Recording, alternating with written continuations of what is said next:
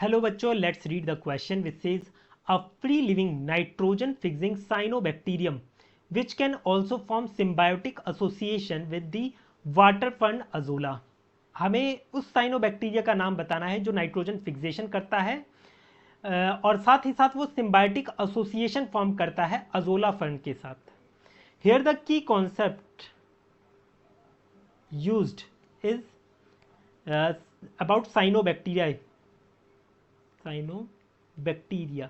जिन्हें हम blue green अलगे के नाम से भी जानते हैं, क्योंकि इनके अंदर पिगमेंट जो पाया जाता है वो इन्हें ब्लू ग्रीन कलर इम्पार्ट करता है, इस वजह से हम इन्हें ब्लू ग्रीन अलगे कहते हैं।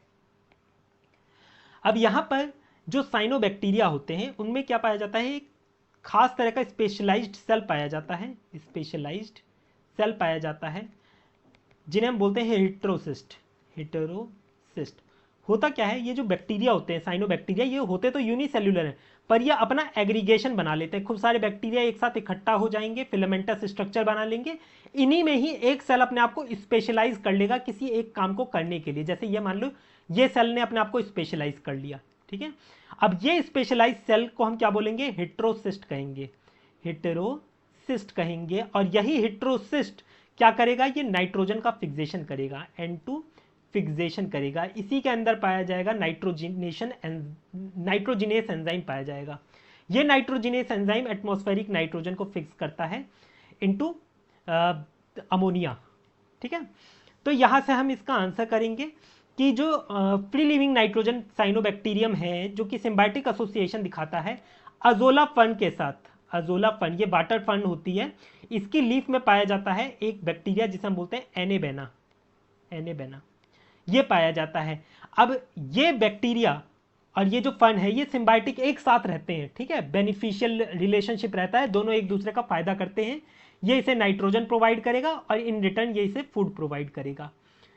तो इस तरीके के रिलेशनशिप में रहते हैं। इसे हम यूज करते हैं इनके एसोसिएशन को राइस फील्ड में।